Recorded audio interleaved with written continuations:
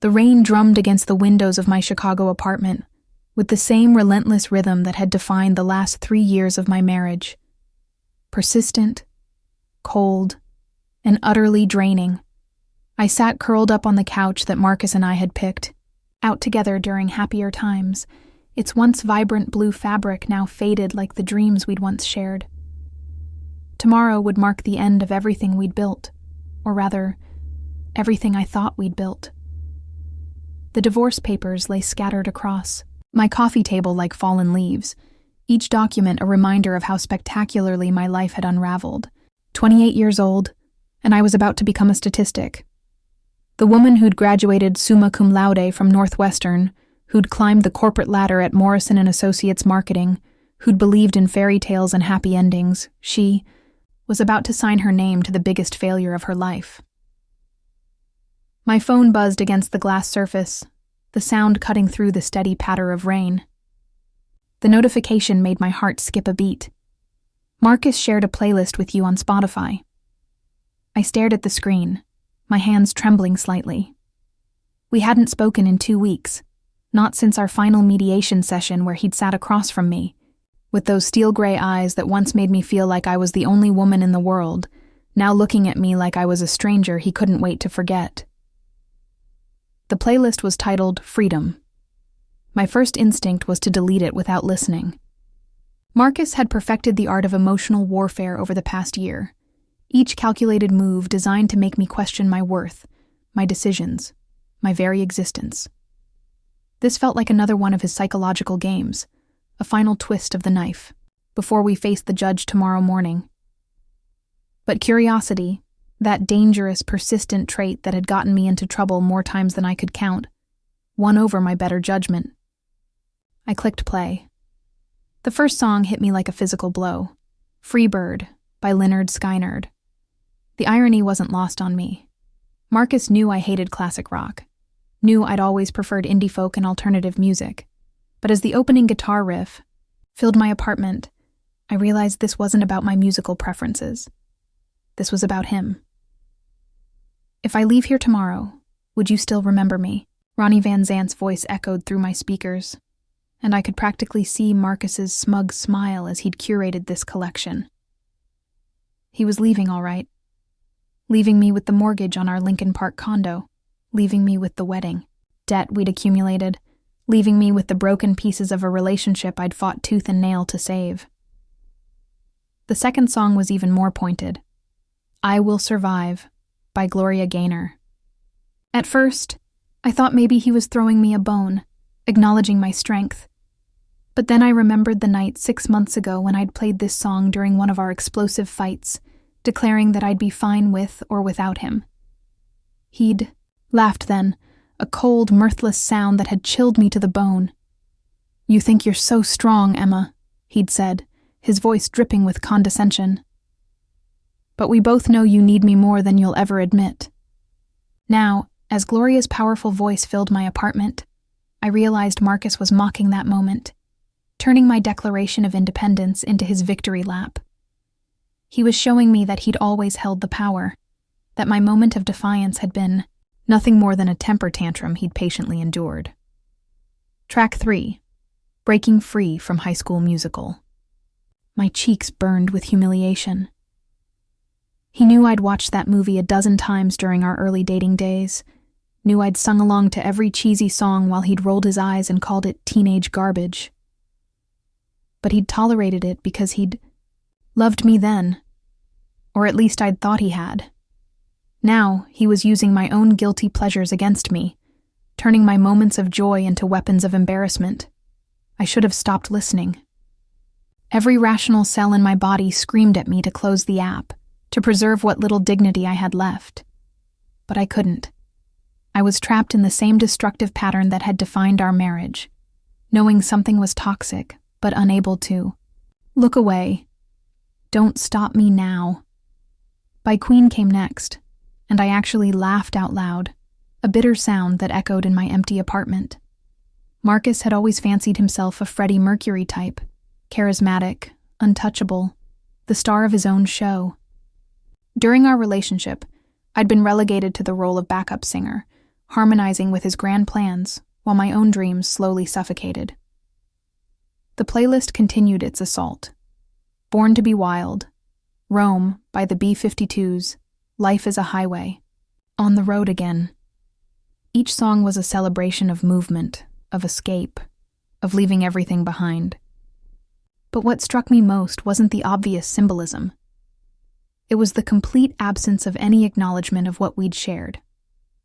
No, our song, no tracks that held happy memories, no hint of nostalgia or regret. As I listened to song after song, a realization slowly dawned on me. This wasn't just about Marcus celebrating his freedom from our marriage. This was about him celebrating his freedom from me. Every track was carefully chosen to communicate a single message. He was escaping, and I was the prison he'd been trapped in. My phone rang, jarring me from my thoughts. Emma? Honey, how are you holding up? It was my best friend Sarah, her voice warm with concern.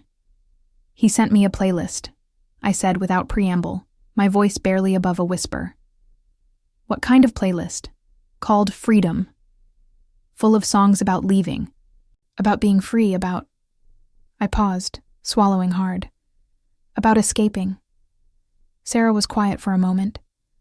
That bastard. Emma?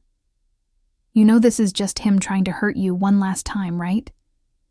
He wants you to go into court tomorrow feeling small and defeated. Well, it's working, I admitted, tears finally spilling over. Sarah, what if he's right? What if I was the problem all along? What if I was holding him back? Stop. Sarah's voice was firm. I'm coming over. Don't you dare let that man rewrite history. I watched you bend over backwards for 3 years trying to save that marriage. I watched you sacrifice your own happiness, your own dreams, your own identity to try to be what he wanted. And now he has the audacity to make you feel like you were the burden? As I waited for Sarah to arrive, I continued listening to the playlist. There were 37 songs total, each one a calculated missile aimed at my heart.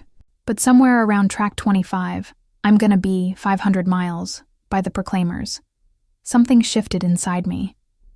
The song was about commitment, about going the distance for love.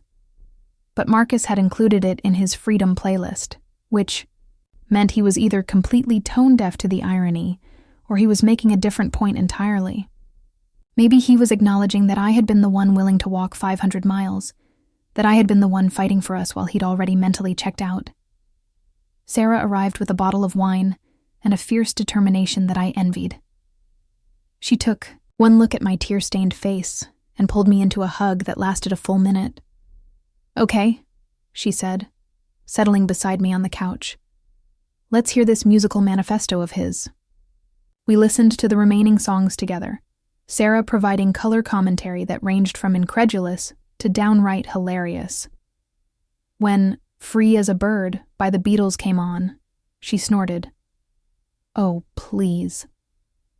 The man who couldn't decide what to order. At a restaurant without polling 3 people thinks he's a free bird. The same guy who needed your approval to buy a new shirt? Her words stirred something in me, a memory I'd buried under months of self-doubt and recrimination.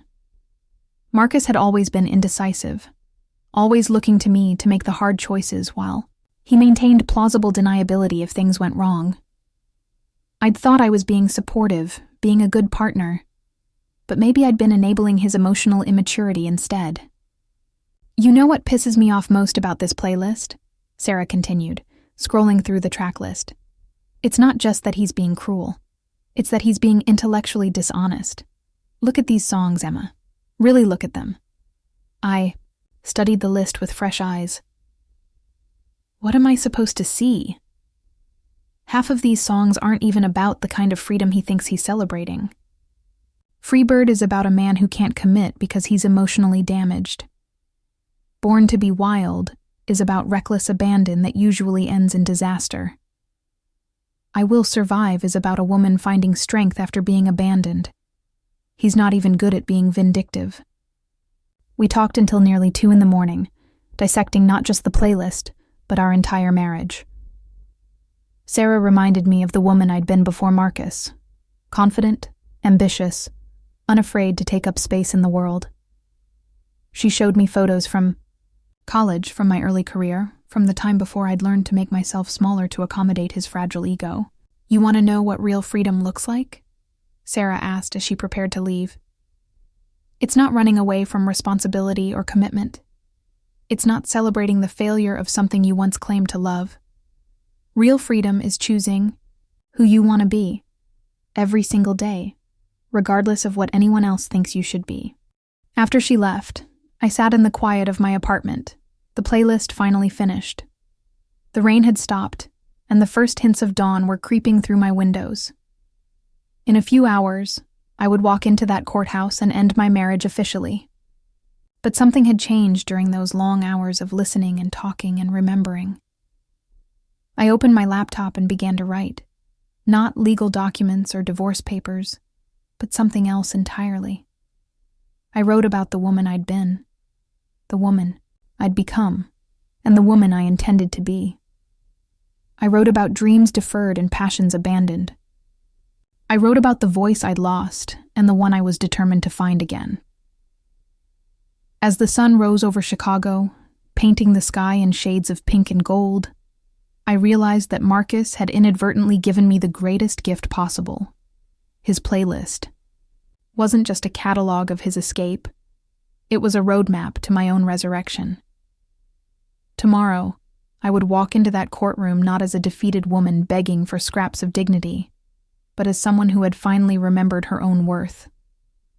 Marcus thought he was celebrating his freedom from me. What he didn't realize was that he was about to discover what my freedom from him actually looked like, and I was going to make sure he never forgot it.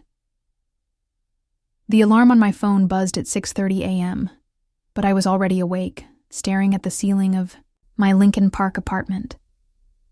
I'd managed maybe 2 hours of sleep, my mind racing with everything that had transpired the night before. The playlist still echoed in my head, but now it sounded different. Less like a funeral dirge and more like a battle cry. I rolled out of bed and padded to the bathroom, catching my reflection in the mirror. The woman looking back at me had hollow eyes and bedhead, but there was something else there too. A spark I hadn't seen in months. I looked like someone who'd been through hell and was ready to fight her way out. The shower water was scalding, exactly how I needed it. As the steam filled the bathroom, I let myself have one final moment of vulnerability. I cried for the marriage that had never really existed, for the man I'd thought I'd married who turned out to be a stranger, for the 3 years I'd spent trying to be someone I wasn't. But mostly, I cried for the woman I'd lost along the way, the one who'd once believed she could conquer the world. When I stepped out of the shower, I felt cleansed in more ways than one. Today wasn't just about ending a marriage. It was about beginning a new chapter of my life. And I was going to make sure it was a chapter worth reading. I stood in front of my closet, deliberating over what to wear to my own divorce proceedings. The black suit I'd worn to our last mediation session seemed too defeated, too much like mourning clothes. The navy dress I'd worn to our wedding seemed morbidly inappropriate. Finally, I settled on a burgundy blazer and matching skirt, professional, but powerful, the kind of outfit that commanded respect. As I applied my makeup, I thought about the playlist again. Marcus had meant it as a final insult, a way to make me feel insignificant. But the more I reflected on it, the more I realized he'd actually revealed something crucial about himself. The man who'd spent 3 years making me feel like I wasn't. Enough had to resort to a carefully curated collection of songs to communicate his feelings. He couldn't even break up with me, honestly. He had to do it through other people's words, other people's music. My phone rang as I was putting on my earrings. It was my lawyer, Janet Morrison. No relation to the marketing firm where I worked. Just one of those strange coincidences that had peppered my life lately. "Emma, how are you feeling this morning?" Her voice was crisp, professional, but not unkind. "Ready," I said, surprised by the steadiness in my own voice. "Good. I want to go over a few final details before we meet at the courthouse." Have you given any more thought to the spousal support question? I had, actually. For months, Marcus had been pushing for alimony, claiming that my higher salary had allowed him to pursue his artistic endeavors, a euphemism for his failed attempts at becoming a freelance graphic designer while I shouldered the financial burden of our lifestyle. Janet had advised me that I had a good chance of avoiding any support obligations, given the short duration of our marriage and his ability to work. I want to make a counteroffer, I said, the words surprising even me. What kind of counteroffer? I'll waive my claim to half of his 401k and his car, and I'll take on the full responsibility for our joint credit card debt. In exchange, I want him to waive any claim to spousal support, and I want to keep the condo. Janet was quiet for a moment. The condo was worth significantly more than the concessions I was offering, but it was also where I'd built my life, where I'd invested not just money, but emotions and dreams. Emma, that's a very generous offer. Are you sure? I'm sure. I want to close this chapter completely. No ongoing financial ties, no monthly reminders of what we were. I want a clean break. I'll present it to his attorney when we get there. It's a strong offer. He'd be foolish not to take it. After we hung up, I made myself a cup of coffee and sat at my kitchen table, looking out at the city that had been my home for 6 years. Chicago in November was brutal and beautiful, all gray skies and bitter wind, but it was mine. This apartment, this city, this life, they were mine to shape however I wanted. My phone buzzed with a text from Sarah. Thinking of you today. You've got this, warrior princess. Another from my sister in Portland. Proud of you, Em. Can't wait to see what you do next. One from my college roommate in New York. Marcus never deserved you. Go show him what he's losing. Each message was a small reminder that I wasn't alone, that I had people in my corner who believed in me even when I struggled to believe in myself. It struck me that Marcus had systematically isolated me from many of these relationships during our marriage, always finding reasons why I shouldn't spend time with friends, why family visits should be shorter, why my social circle should revolve around his needs and preferences. I opened Spotify and looked at the playlist one more time. 37 songs about freedom, escape, and moving on. But as I scrolled through the list, I noticed something I'd missed the night before. The very last song was different from the others. The Long and Winding Road by the Beatles. I frowned, playing the track. It wasn't a song about freedom or escape. It was about longing, about the difficult journey to find your way back to love. Either Marcus had made a mistake, or he was saying something entirely different with this final selection. For a moment, I wondered if there was regret buried in his musical manifesto, if some part of him recognized what we were about to lose. But then I remembered the conversation we'd had 2 weeks ago, right after our last mediation session. I'd asked him if he wanted to try counseling one more time, if there was any part of him that wanted to fight for us. Emma, he'd said, his voice tired, but not unkind. The long and winding road led us here. To this lawyer's office, to these papers, to this moment. Sometimes the road doesn't lead you back to love. It leads you away from it. Now I understood. The last song wasn't about regret or second chances. It was about accepting that some journeys end in places you never expected to go. Marcus had chosen this path, and he was at peace with where it had led him. I could be at peace with it too. At 8:30 a.m., I grabbed my purse and headed for the door. As I was about to leave, I caught sight of myself in the hallway mirror. The woman looking back at me was put together, professional, ready for battle. But more than that, she looked like someone who knew her own worth. I thought about the playlist, one more time, about all those songs celebrating freedom and escape.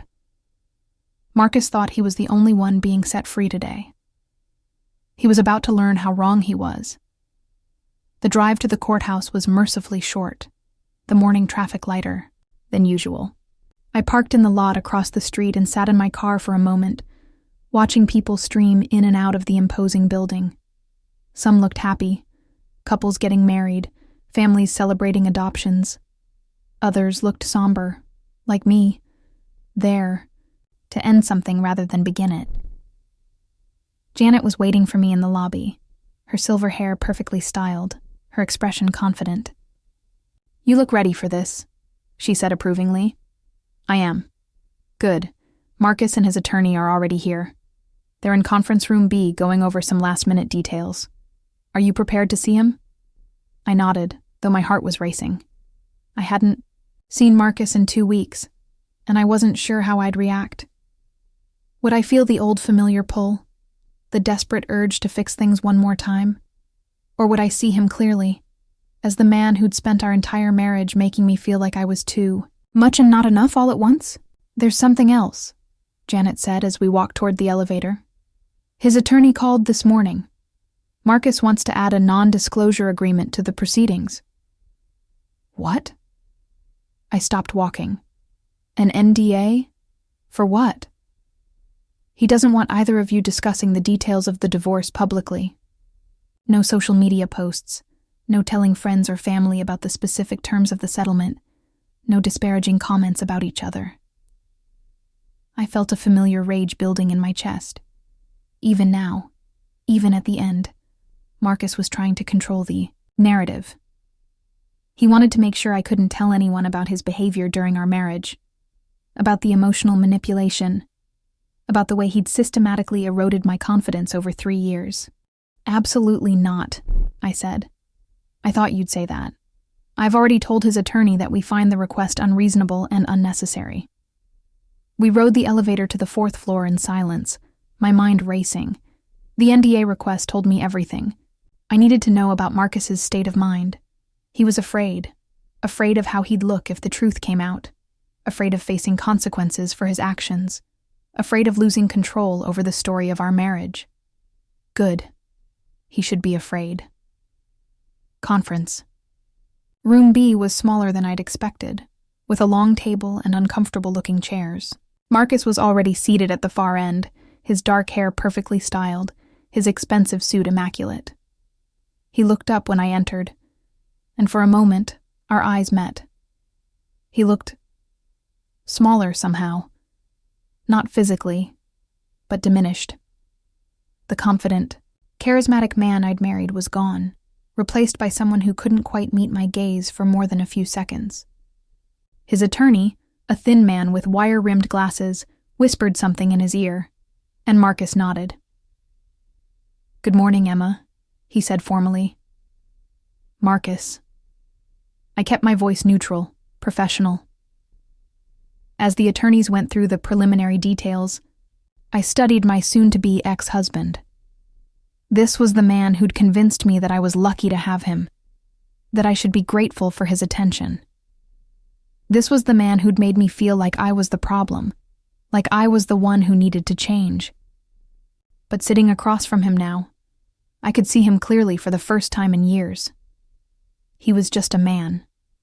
A flawed, insecure man who'd used my love for him as a weapon against my self-worth. He wasn't a master manipulator or a criminal mastermind. He was just someone who'd chosen to deal with his own inadequacies by making me feel inadequate too. The revelation was both liberating and anticlimactic. "Before we begin the formal proceedings," Janet said, "my client would like to make a settlement offer." Marcus's attorney raised an eyebrow. "We're listening." I cleared my throat and looked directly at Marcus. "I'll waive my claim to half of your retirement account and your car. I'll also take full responsibility for our joint credit card debt, all $23,000 of it.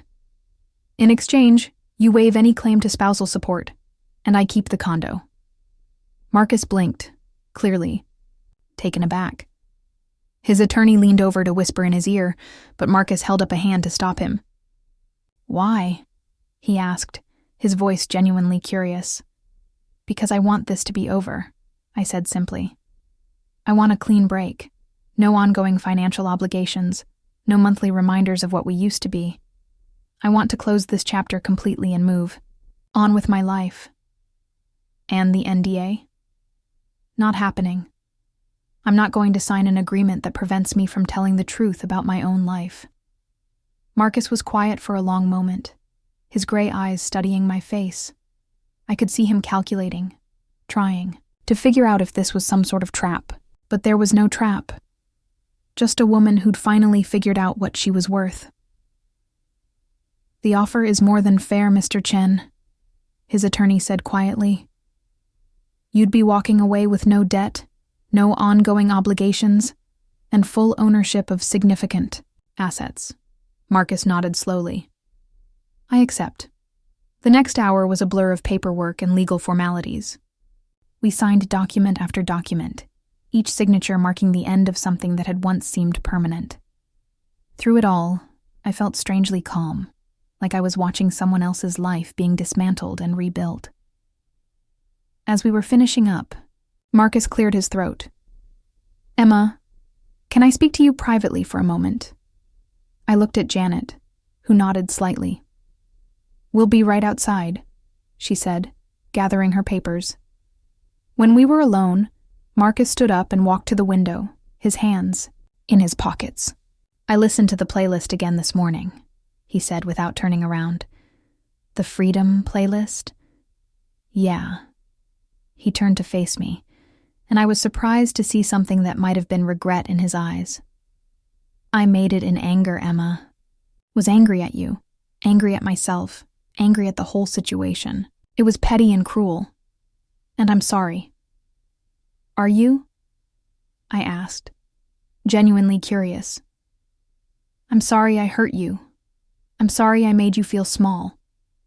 I'm sorry I—" He paused, struggling with the words. "I'm sorry I couldn't be the husband you deserved." For a moment, I felt the old familiar urge to comfort him, to tell him it was okay, that we'd both made mistakes. But then I remembered the playlist, remembered the calculated cruelty of it, remembered 3 years of feeling like I was never quite enough. "Marcus," I said gently, "your playlist wasn't the problem. It was just the final note in a very long song you'd been playing for 3 years. A song about how I was holding you back, how I was too demanding, how I was the reason you couldn't be happy." He opened his mouth to protest, but I held up a hand. The playlist was just you finally saying out loud what you'd been communicating all along. That you felt trapped. That you wanted to escape. That I was the prison you needed to break free from. That's not— But here's the thing, Marcus. I was never your prison. I was just a woman who loved you enough to lose herself trying to be what you wanted. And you were never my captor. You were just a man who was too scared of real intimacy, to accept the love I was offering. He was quiet, his jaw working as he processed my words. "I hope you find what you're looking for," I continued. "I hope you find the freedom you've been searching for. But I hope you also find the courage to be honest with yourself about why your marriage failed. It wasn't because I was holding you back. It was because you were never really present in the first place." Marcus nodded slowly, and for the first time in months, I saw something real in his expression.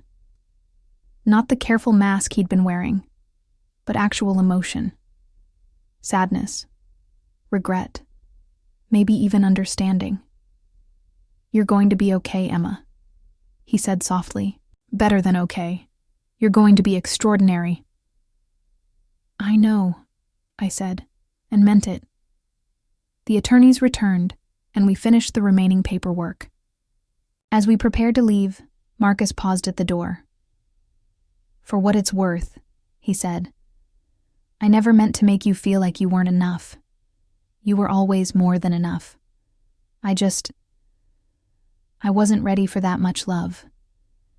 "I know," I said again, "but I'm ready to give it to someone who is."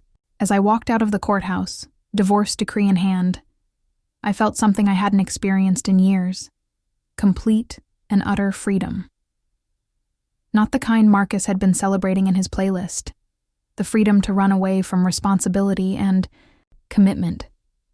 But real freedom, the freedom to be myself, to take up space in the world, to love without apology. I thought about the playlist one more time as I got into my car. 37 songs about escape and independence. But Marcus had missed the most important song of all, the one about a woman who finally remembered she was worth fighting for. That song was just beginning to play. 3 months after the divorce was finalized, I was sitting in my favorite coffee shop on North Michigan Avenue, laptop open, working on a proposal that could change everything. The December snow was falling steadily outside, covering Chicago in a blanket of white that made the city look clean and full of possibility. My phone buzzed with a text from Sarah. "Coffee date in 20? I have news." I smiled, closing my laptop. Sarah had been my lifeline through the darkest months of my divorce, and lately, she'd been my biggest cheerleader as I'd started to rebuild my life from the ground up.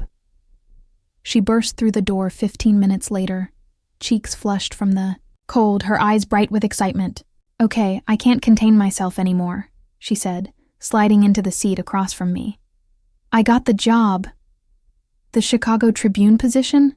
I nearly shouted, earning disapproving looks from the other coffee shop patrons. "Sarah, that's incredible." She'd been freelancing as a journalist for years, scraping by on travel articles and lifestyle pieces. But the Tribune job was her dream. Investigative reporting, real stories that mattered, a chance to make a difference. 6 months ago, I would have been too scared to even apply, she said, wrapping her hands around her coffee cup. But watching you completely transform your life gave me the courage to go for it. I transformed my life. Emma, are you kidding? Me? Look at you. She gestured at my laptop, at the stack of business cards beside it, at the confident way I was sitting. 3 months ago, you were convinced you were a failure. Now you're about to launch your own marketing consultancy, you've got 3 potential clients lined up, and you're glowing. Actually glowing. She wasn't wrong. The woman sitting in this coffee shop was barely recognizable as the broken person, who'd listened to Marcus's playlist on that rainy night in November. I'd spent the first month after the divorce wallowing, eating too much ice cream and binge-watching Netflix. But then something had shifted. It started with small things. I'd bought new sheets for the bed I'd shared with Marcus, redecorating the bedroom in colors that made me happy instead of the neutral tones he'd preferred.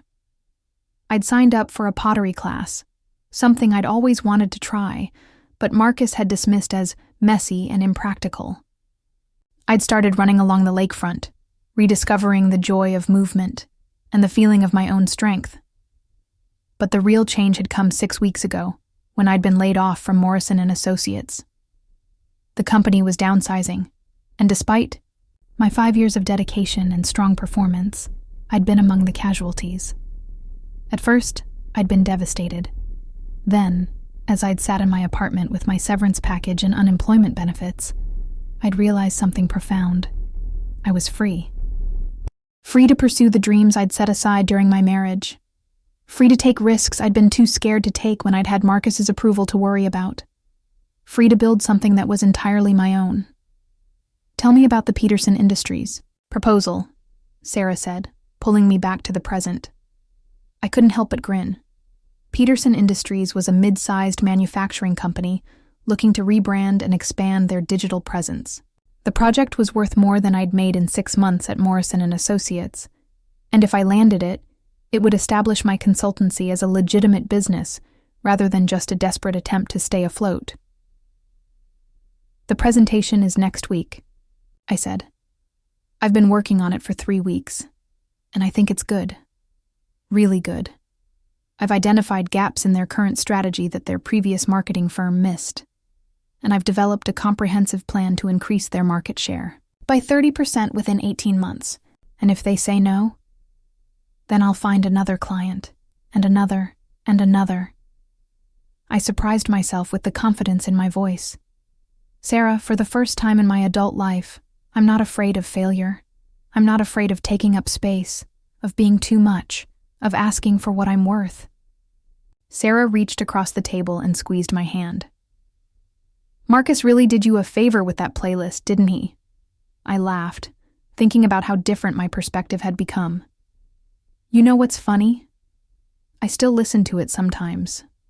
The Freedom playlist? Why would you torture yourself like that?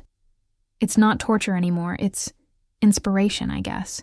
Every song he chose to celebrate his freedom from me is now a song about my freedom to be myself. Freebird? That's about me soaring higher than I ever thought possible. I Will Survive? That's my anthem now. He turned his celebration into my victory soundtrack. We talked for another hour, Sarah sharing stories from her first week at the Tribune, me telling her about the pottery class and the salsa dancing lessons I'd signed up for. As she was getting ready to leave, she paused. There's something else I need to tell you, she said, her expression becoming more serious. I ran into Marcus last week.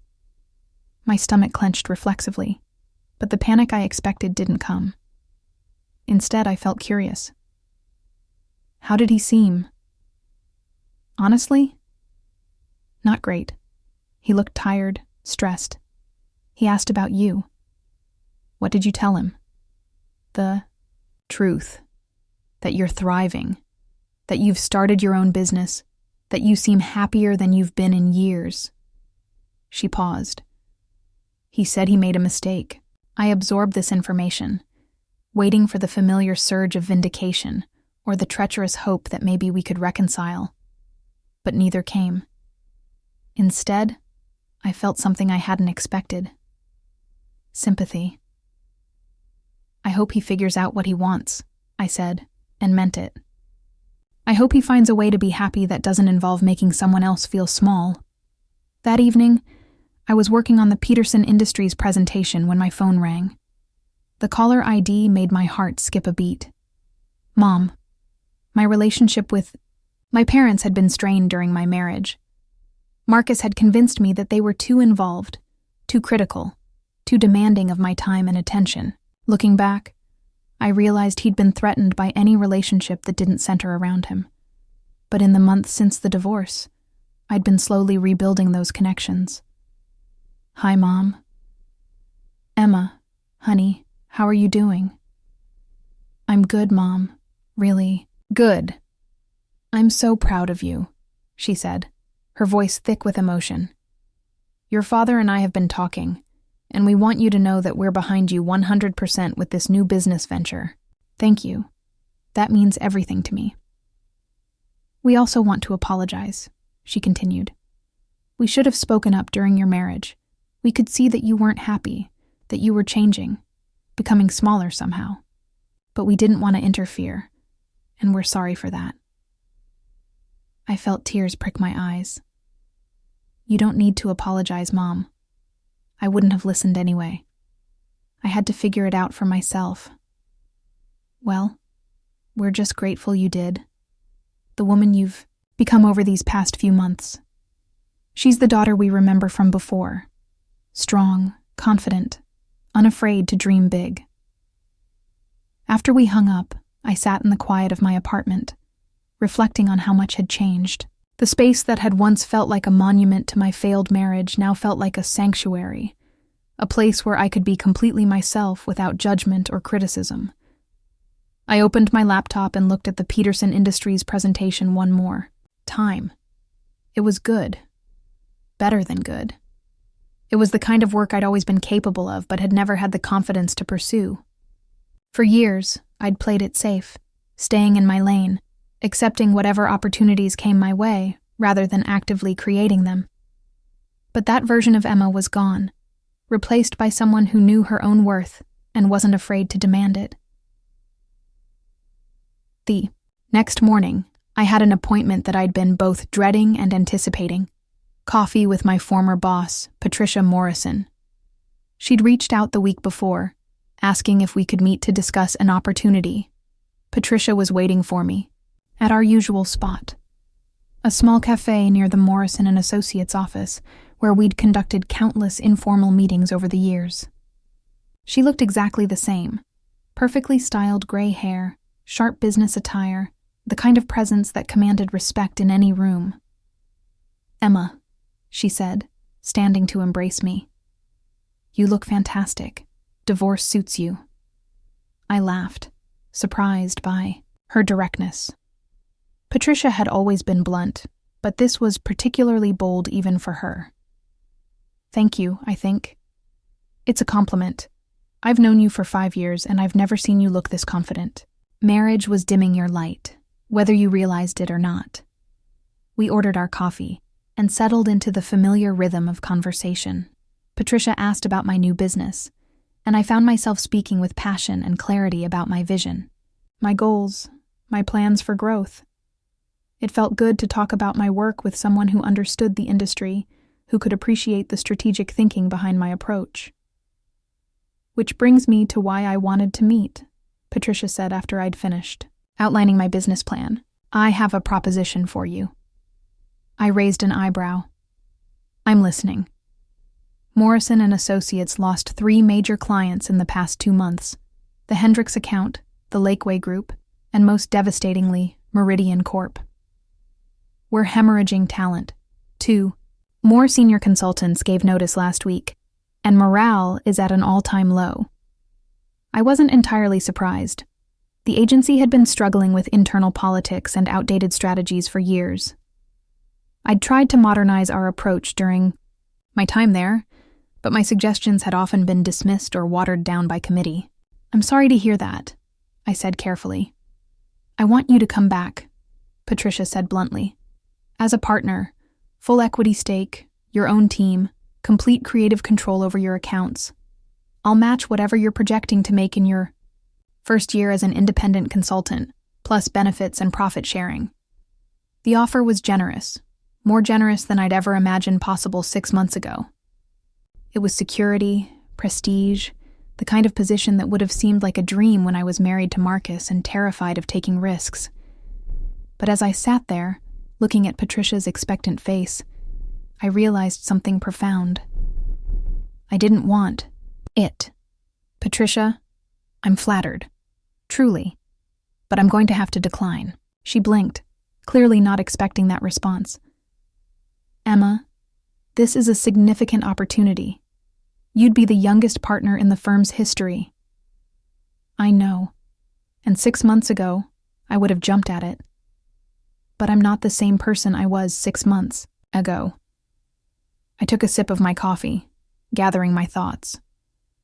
When I worked for Morrison & Associates, I was always trying to fit into someone else's vision of what the company should be. I was modifying my ideas to match the existing culture, tempering my ambitions to avoid stepping on toes, making myself smaller to avoid conflict. Patricia frowned. "That's not how I remember it." "Because you saw me as successful within that framework, and I was good at being what you needed me to be, but I was never allowed to be who I actually am." I leaned forward, feeling the conviction build in my voice. "My consultancy isn't just about making money or building a client base. It's about proving to myself that I can build something from nothing, that I can trust my own judgment, that I don't need anyone's permission to be extraordinary. And what if you fail? Then I'll fail as myself, not as someone else's version of who I should be." Patricia was quiet for a long moment, studying my face. Finally, she smiled. Not her usual, professional smile, but something warmer and more genuine. "You know what? I respect that. And I think you're going to be incredibly successful. Thank you. But Emma, when your consultancy outgrows what you can handle alone, I want you to remember this conversation. Morrison & Associates could use someone with your integrity and vision." As I walked back to my car, I felt a surge of pride that had nothing to do with external validation. I'd been offered everything I thought I wanted, and I'd had the courage to say no, because it wasn't aligned with who I was becoming. My phone buzzed with a text from an unknown number. "Is this Emma Chen? This is David Peterson from Peterson Industries. Could we schedule a call about your proposal? Very impressed with your initial ideas." I stared at the message, my heart racing. David Peterson was the CEO, not just a middle manager or HR representative. If he was reaching out personally, it meant my proposal had made it all the way to the top. and that it had caught his attention. I called him back immediately. "Ms. Chen," his voice was warm, professional. "I'll cut right to the chase. Your proposal is exactly what we've been looking for. It's comprehensive, innovative, and shows a deep understanding of our industry that frankly surprised us. Thank you, Mr. Peterson. I'd like to schedule a presentation for next Tuesday with our full executive team. If it goes well, we're prepared to move forward immediately." After we hung up, I sat in my car for a full 5 minutes, processing what had just happened. This was it. The moment that would determine whether my leap of faith would pay off, or whether I'd be scrambling to find another path forward. But instead of fear, I felt exhilarated. Win or lose, I was playing at the highest level, competing on my own terms, bringing my full self to the table without apology or compromise. That evening, I treated myself to dinner at my favorite restaurant, a small Italian place in Little, Italy that Marcus had always claimed was too ethnic for his taste. I sat at the bar with a glass of wine and my laptop, refining my presentation, adding final touches that would make it impossible to ignore. As I worked, I thought about the playlist that had started this whole journey. Marcus had meant it as an ending, a final statement about our failed marriage. But it had become something else entirely, a catalyst for transformation, a reminder that freedom isn't something someone gives you or takes away from you. It's something you claim for yourself. I opened Spotify and created my own playlist titled Becoming. I started with some of the same songs Marcus had chosen: I Will Survive, Freebird, Don't Stop Me Now, but I added others that spoke to my journey. Stronger, by Kelly Clarkson, Roar, by Katy Perry, Confident, by Demi Lovato. But the last song I added was different from the rest. Respect, by Aretha Franklin. Not because I needed to demand respect from anyone else, but because I'd finally learned to respect myself. As I walked home through the snowy Chicago streets, I felt something I hadn't experienced in years: complete alignment between who I was and how I was living my life. I wasn't performing for anyone, wasn't trying to be smaller or more palatable, wasn't apologizing for taking up space in the world. I was just Emma, flawed, ambitious, resilient, unafraid to fail, and unashamed to succeed. The woman who had listened to that cruel playlist 3 months ago was gone, replaced by someone who knew that the greatest freedom isn't the freedom to run away from your life, but the freedom to run toward the life you actually want. And I was running fast. The Peterson Industries boardroom was exactly what I'd expected. Polished mahogany table, floor-to-ceiling windows overlooking downtown Chicago. The kind of intimidating, corporate atmosphere designed to make people feel small. 6 months ago, I would have been terrified. Today, I felt like I belonged here. I arrived 15 minutes early, using the time to set up my presentation and center myself. The proposal I was about to pitch represented months of work, but more than that, it represented everything I'd learned about my own capabilities since my divorce. This wasn't just about landing a client. It was about proving to myself that I could compete at the highest level. David Peterson entered first, followed by 5 other executives: the CMO, CFO, head of operations, and 2 VPs I'd researched extensively. I stood and shook hands with each of them, maintaining eye contact, projecting the kind of quiet confidence that I'd spent years learning to suppress during my marriage. "Ms. Chen," David said, as everyone settled into their chairs, "we're very interested to hear what you have to say. Your written proposal was impressive." "Thank you, Mr. Peterson. Before I begin, I want to acknowledge something. 6 months ago, I wouldn't have had the courage to walk into this room and pitch to executives of your caliber. I would have convinced myself that I wasn't ready, that I needed more experience, more credentials, more permission from someone else to believe in my own ideas." The room was silent, everyone's attention focused on me. But here's what I've learned. The best ideas don't come from playing it safe. They come from people who are willing to take risks, to challenge conventional thinking, to bring their full selves to the work they do. Today, I'm going to show you not just a marketing strategy, but a complete transformation of how Peterson Industries can position itself in the marketplace. For the next 45 minutes, I walked them through my vision. I'd identified 3 critical gaps in their current approach. They were underutilizing digital channels, their brand messaging was inconsistent across platforms, and they were missing opportunities to connect with younger decision-makers in their target industries. But more than just identifying problems, I'd developed comprehensive solutions. I showed them mock-ups of a redesigned website, samples of social media campaigns that would humanize their brand while maintaining professional credibility, and a content strategy that would position David Peterson as a thought leader in sustainable manufacturing. The numbers are compelling, I said, clicking to my final slide.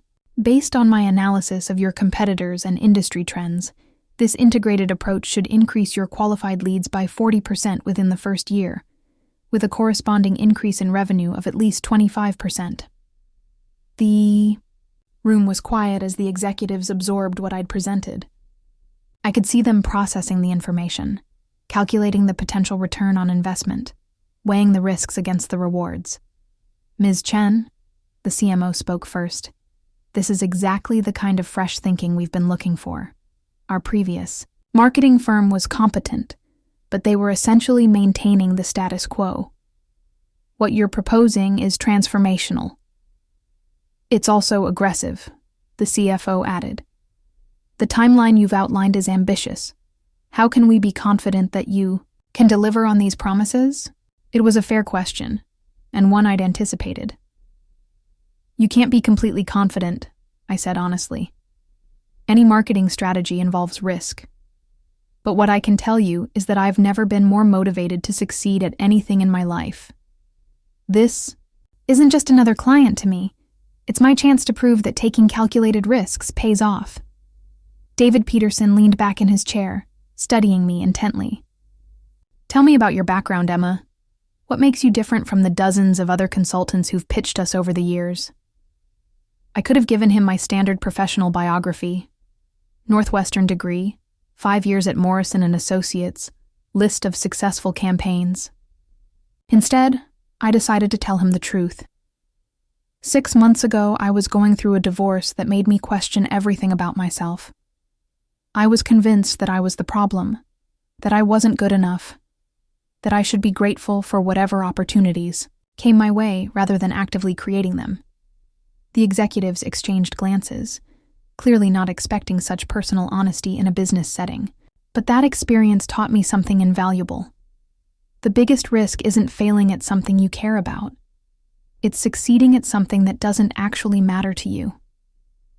I've spent my entire career playing it safe, working for other people's visions, making myself smaller to fit into existing frameworks. I stood up, feeling the energy of complete authenticity. What makes me different is that I'm done playing small. I'm done apologizing for having big ideas, for pushing boundaries, for demanding excellence from myself and everyone I work with. I'm not pitching you because I need this job. I'm pitching you because I believe Peterson Industries has the potential to dominate your market, and I want to be the person who helps you get there. The room was absolutely silent. I could hear my own heartbeat, could feel the weight of the moment. I'd either just landed the biggest client of my career, or I'd talked myself out of a job by being too honest, too intense, too much. David Peterson broke the silence by laughing, not mockingly, but with genuine appreciation. Well, he said, that's certainly the most honest pitch we've ever heard in this room. He looked around the table at his colleagues. Any objections to moving forward? The CMO shook her head. I'd like to see what she can do with our Q2 product launch. The CFO nodded. The ROI projections are solid. If she can deliver even half of what she's promising, it'll be worth the investment. Ms. Chen, David said, turning back to me. You've got the job. When can you start? I wanted to play it cool, to negotiate timelines and discuss contract details. Instead, I grinned like I'd just won the lottery. I can start tomorrow. 2 hours later, I was sitting in my car in the Peterson Industries parking lot, Contract signed. Deposit check in hand, trying to process what had just happened. I'd done it. I'd walked into that boardroom as an independent consultant with no track record, and walked out with a 6-figure contract and the opportunity to prove myself at the highest level. My phone rang. Sarah calling with perfect timing. How did it go? She asked before I could even say hello. I got it. I got the contract. Emma, I'm so proud of you. We have to celebrate. Actually, there's somewhere I need to go first. An hour later, I was standing outside Morrison & Associates, looking up at the building where I'd spent 5 years of my life. I wasn't here to gloat or to prove anything to my former colleagues. I was here to thank Patricia for believing in me even when I hadn't believed in myself. But as I walked toward the entrance, I saw a familiar figure coming out of the building. Marcus, carrying a portfolio case, looking every bit the freelance graphic designer he'd always wanted to be. We stopped short when we saw each other, the Chicago winter wind whipping around us, creating an awkward bubble of space on the busy sidewalk. Emma, he said, his voice carefully neutral. Hi. Hi, Marcus. He looked different. Thinner, more tired than I remembered, but also somehow more present. The distant, distracted quality that had characterized our final months together seemed to be gone. I heard about your business, he said. Sarah mentioned that you landed a big client. Peterson Industries. It's everything I hoped for. I'm glad. You deserve it. He paused, shifting his portfolio from one hand to the other. Emma, I owe you an apology. Not just for the playlist, but for everything. For making you feel like you were the problem. For making you smaller so I could feel bigger. I studied his face, looking for manipulation or calculation, but found only genuine regret. Thank you for saying that, I said. It means something. I've been going to therapy, he continued, trying to figure out why I sabotaged the best thing that ever happened to me.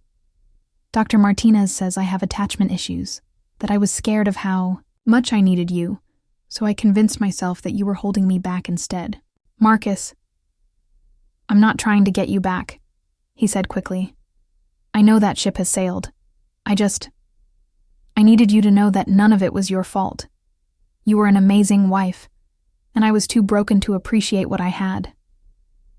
I felt a familiar stirring of sympathy, the old instinct to comfort him, to take responsibility for his pain. But this time, I recognized it for what it was. A pattern I'd broken, a dynamic I'd outgrown. I hope therapy helps you, I said sincerely. I hope you figure out how to be happy without needing someone else to be smaller. Yeah, me too. He smiled sadly. For what it's worth, the playlist really was stupid. I was trying to hurt you, and I'm sorry for that. Actually, I said, surprising myself, that playlist was the best thing you ever gave me. What? It showed me exactly who you were, and more importantly, it showed me who I could become. Every song you chose to celebrate your freedom became a song about mine. You thought you were ending my story, but you were actually helping me start a new chapter. Marcus stared at me for a long moment, processing my words.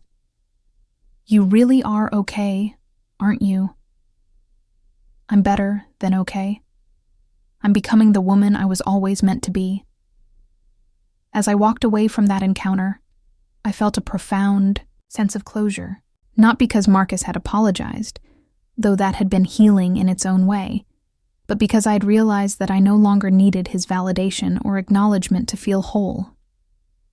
His opinion of me, positive or negative, simply didn't matter anymore. That evening, I was working on the Peterson Industries campaign when my doorbell rang. I opened it to find Sarah standing there with a bottle of champagne and a huge grin. We're celebrating whether you want to or not, she announced, pushing past me into the apartment. Sarah, it's Tuesday night. It's the Tuesday night that Emma Chen officially became a badass entrepreneur. That calls for champagne. As she popped the cork, I looked around my apartment, my space, decorated exactly how I wanted it, filled with things that made me happy. The pottery from my class sat on the bookshelf next to business books and romance novels. The walls were covered with art I'd chosen, not because it matched a color scheme, but because it spoke to me. "You know what I love most about this whole transformation?" Sarah said, handing me a glass of champagne. "What's that?" "You didn't just survive your divorce.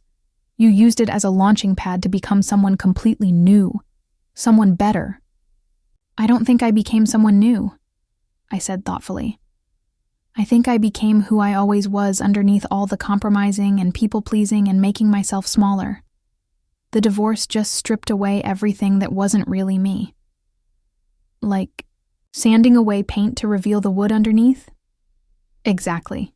We clinked glasses, and I took a sip of the bubbly liquid, feeling it fizz on my tongue like possibility itself. "So what's next?" Sarah asked. "World domination," I said with a laugh. "Starting with making Peterson Industries the most talked-about company in sustainable manufacturing. And after that? I don't know. And for the first time in my life, that doesn't scare me. Not knowing what comes next means I get to decide what comes next."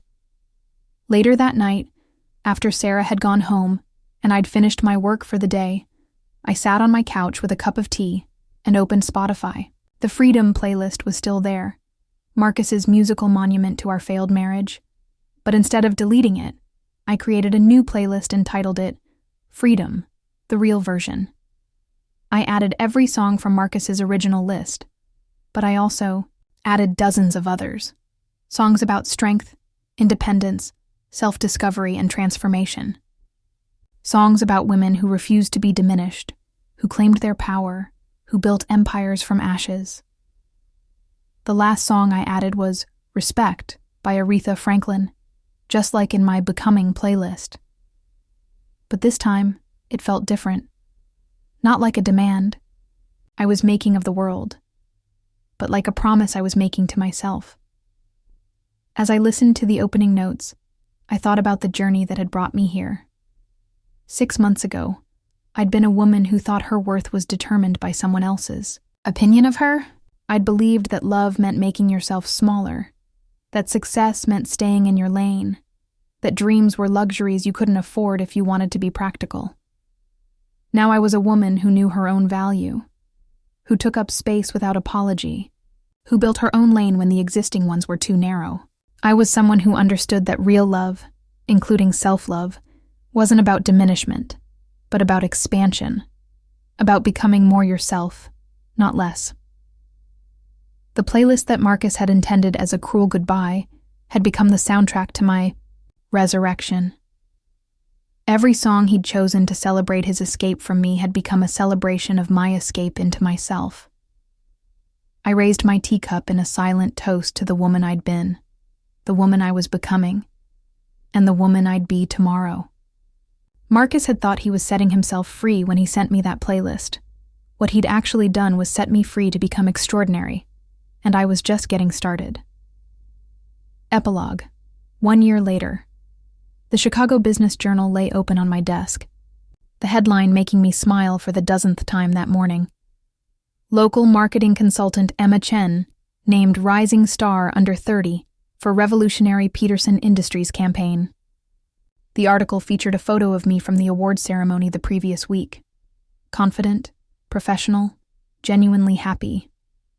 Looking at it, I could barely recognize the broken woman who'd listened to a cruel playlist one rainy November night and thought her life was over. My consultancy now had 6 clients, including 2 Fortune 500 companies that had approached me after seeing the Peterson Industries results. I'd hired 2 junior consultants and was interviewing for a third. The condo that had once felt like a monument to my failed marriage was now the headquarters of Emma Chen Strategic Marketing, complete with a converted guest room that served as my office and a conference area where I met with clients. But the real transformation wasn't professional. It was personal. I was deeply, authentically happy. Not the performative happiness I'd tried to maintain during my marriage, but the kind of contentment that comes from living in complete alignment with your values and your truth. My phone buzzed with a text from Sarah. "Lunch today? I have news." I grinned. Sarah's news was usually worth celebrating. Since she'd started at the Tribune, her investigative pieces had garnered national attention, and she'd been nominated for a prestigious journalism award.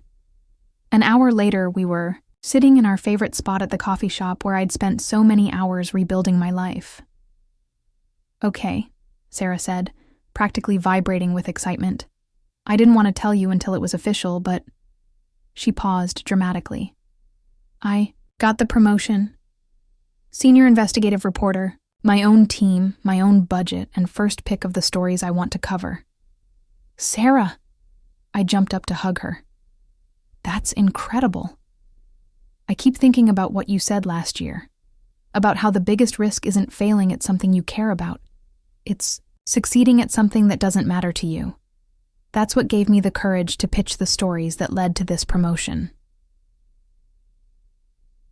As we celebrated Sarah's success, I reflected on how much our friendship had deepened over the past year. During my marriage, I'd been so focused on managing Marcus's needs and emotions that I'd neglected the relationships that actually nourished me. Now, I prioritized the people who saw me clearly and loved me completely. "Speaking of which," Sarah said, her expression turning mischievous, "how's Daniel?" I felt the familiar flutter in my chest at the mention of his name. Daniel Rodriguez was the head of operations at Peterson Industries, and over the months of working together, a friendship had gradually evolved into something deeper. He was everything Marcus hadn't been: emotionally present, supportive of my ambitions, secure enough in himself to celebrate my successes rather than feeling threatened by them. "Good," I said, trying to play it cool. "Really good, actually. Just good. Emma, the man flew to New York with you for the marketing conference just to carry your presentation materials. That's not just good." She wasn't wrong. Daniel had insisted on accompanying me to the conference where I'd been a keynote speaker, claiming he wanted to see the woman who transformed our company in action. But really, he'd spent the weekend being my biggest cheerleader, celebrating every successful presentation and networking connection like they were his own victories. "We're taking it slow," I said. "I'm still learning how to be in a relationship where I don't have to make myself smaller." "And how's that going?" "Terrifyingly well. He actually seems to like me more when I'm being completely myself, not less." "Imagine that," Sarah said with a laugh. After lunch, I walked back to my condo, my phone buzzing with notifications from the Business Journal article. LinkedIn messages from potential clients, congratulations from colleagues, and interview requests from industry publications. A year ago, this kind of attention would have terrified me. Now, it energized me. As I was sorting through emails, one message caught my attention. The sender was unexpected. "Marcus. Emma," it read. I saw the article. "In the Business Journal. I'm proud of you. I know that probably doesn't mean much coming from me, but I wanted you to know that I think about that conversation we had outside Morrison and Associates, and I'm grateful that you helped me see who I really was, even when it wasn't pretty. I hope you know that you're extraordinary, and I'm sorry it took me so long to realize it. Marcus." I read the message twice, waiting for the familiar emotional turbulence that his name used to trigger. Instead, I felt only a mild warmth, the kind you might feel hearing good news about an old acquaintance. I typed back a brief response. "Thank you, Marcus. I hope you're well." It was enough. He was part of my past now, part of the story that had led me here but no longer central to the narrative I was writing. That evening, I was working late when Daniel called. "How's Chicago's rising star doing tonight?" he asked, his voice warm with affection and pride, exhausted but happy. "How was your day?" "Good, but I kept thinking about something. You know how you always talk about that playlist your ex-husband sent you? The one that started this whole transformation? What about it?" "I made you something." My heart skipped a beat. What kind of something? A playlist. But this one isn't about freedom from something. It's about freedom to be everything you're meant to be. Daniel, just listen to it when you have time. No pressure. I wanted you to know how I see you. After we hung up, I opened Spotify and found the playlist he'd shared. Emma, the Woman Who Soars. The first song was Stronger, What Doesn't Kill You by Kelly Clarkson, followed by Confident by Demi Lovato, Girl on Fire by Alicia Keys, and dozens of others. But unlike Marcus's playlist, which had been carefully curated to communicate, his Escape Daniels was a celebration of who I was. Not who I'd been or who I might become, but who I was right now, in this moment. The final song made me cry. At Last, by Etta James. Not because it was about romantic love, necessarily, but because it captured the feeling of finally being home in your own skin. As I listened to the playlist, I thought about the journey that had brought me here. The cruel playlist that had shattered me had ultimately been the catalyst for the most profound transformation of my life. Marcus had meant it as an ending, but it had become a beginning. I opened my laptop and began writing in the journal I'd kept throughout this entire journey. A year ago, I thought I was broken. I thought my marriage's failure was evidence of my own inadequacy, proof that I was too much and not enough all at once. I listened to a playlist meant to hurt me, and believed every cruel message it contained. But here's what I know now. You can't break someone who refuses to stay broken. You can't diminish someone who has learned their own worth. You can't escape from someone who has already set themselves free. The playlist that was supposed to be my funeral dirge became my resurrection song. Every track that celebrated his freedom became an anthem for mine. I took his weapon and turned it into my wings. This is what real freedom looks like. Building a life so authentic, so aligned with your truth, that other people's opinions become irrelevant. It's not about running away from responsibility or commitment. It's about running toward the person you're meant to be.